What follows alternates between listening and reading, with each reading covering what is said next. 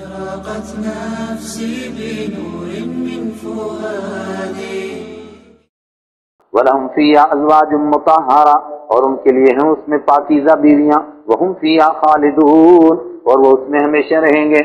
فتنے کا موقع، خاص طور سے جو ٹیڑے دماغ والے قرآن سے لوگوں کو گمراہ کرتے ہیں نا، آج کالجوں میں یونیورسٹیوں میں کہیں جائیے کہ نہیں دیکھو کیا مسلمانوں کا دین ہے، پڑھاتے ہیں مریں گے تم کو حوریں ملیں گی، 70 حوریں، دیکھو عورتوں کے کوئی رائٹ ہی نہیں، عورتوں کا کوئی قانون ہی نہیں، ان بیچاریوں کو کہتے ہیں وہاں ایک ایک مرد کو 70 ملی، دنیا میں تو 4 اور وہاں 70۔ اچھا پھر آپ سے الٹا سوال کریں گے، کہیں گے دیکھو جی مردوں کے لیے بیان ہوا کہ حوریں ملیں گی، عورتوں کے لیے حورا ٹورا کچھ بھی نہیں، عورتوں کے لیے کچھ بھی نہیں ملے گا۔ اور بے شک جنت میں انسان کو ہر وہ نعمت ملے گی جس کا دنیا میں تصور کر سکے، اور وہ لاکھوں نعمتیں ملیں گی جس کا دنیا میں تصور بھی نہیں کر سکتا ہے۔ ایک نعمت انسان کے لیے رفیق زندگی ہے، طبیعت سلیم رفیق زندگی سے بڑھ کر کوئی نعمت دنیا میں نہیں سمجھتی ہے۔ تب تک زندگی میں سکون ہی نہیں ہے، چین ہی نہیں ہے جب تک رفیق زندگی نہ ملے۔ اور رفیق زندگی بھی جتنے زیادہ اور جتنے آرام دہ ہوں اتنا زیادہ سکون ملے گا۔ یہ تو مرد کے اعتبار سے ہے، ظاہر ہے عورت کے اعتبار سے بھی اگر اس کو رفیق زندگی نہ ملے، رفیق حیات نہ ملے، وہ کیسے زندگی گزارے گی؟ اس کو جنت میں کیا مزہ آئے گا؟ مگر عورت کے لیے یہ بات بیان کرنا اس کی شرافت اور اس کی حیا کے خلاف ہے، اس لیے قرآن نے بیان نہیں کیا۔ نہیں سمجھے شاید آپ بات میری۔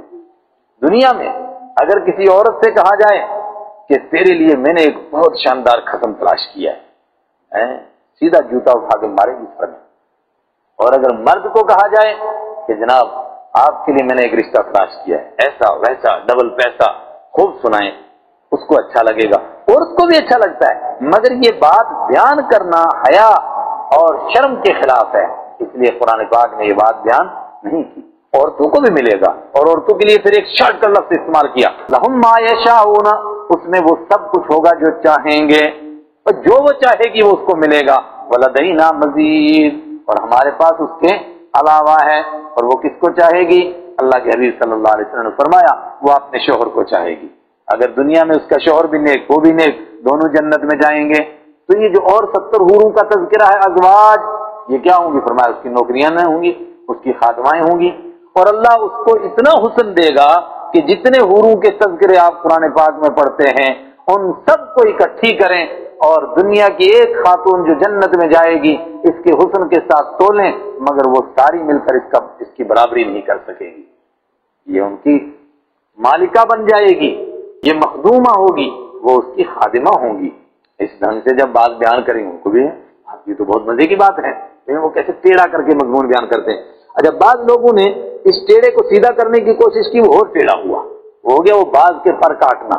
انہوں نے کہا نہیں، اصل میں قرآن نے کہا وَلَهُمْ فِيهَا أَزْوَاجٌ، ان کو وہاں جوڑے ملیں گے، اور جوڑے کا مطلب مرد کو بیوی ملے گی اور بیوی کو مرد ملے گا۔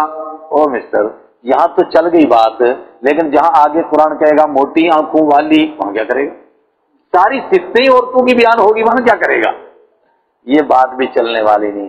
سیدھی بات یہ ہے کہ یہ بات شرم اور حیا کے خلاف ہے، اور قرآن پاک یہ بات بیان کرنا منع۔ یہ تو طبیعت خبیثہ کی پیدا کرتا ہے، طبیعت سلیم کی یہ بات پیدا کرتا۔ اگر تو طبیعت سلیم کی ہوتی نا تو جب قرآن پاک نے عربوں کے سامنے بیان کیا تھا، ابو جہل تھا، عتبہ تھا، شیبہ تھا، ان کو کہنا چاہیے تھا یہ قرآن اللہ کا کلام نہیں ہو سکتا۔ کیوں؟ اس لیے کہ اس میں ایسی باتیں بیان، مگر انہوں نے کبھی ایسی بات بیان نہیں کی نہ، یہ بات تو دل میں اترنے والی۔ اب جب طبیعت خبیث ہو گئی جان بوجھ کر کے ٹیڑھے مطلب نکالنے کے لیے، تو تب یہ مطلب نکالے جاتے ہیں۔ وَلَهُمْ فِيهَا أَزْوَاجٌ مُطَهَّرَةٌ وَهُمْ فِيهَا خَالِدُونَ، مطہرہ پاکیزہ، کس سے پاکیزہ؟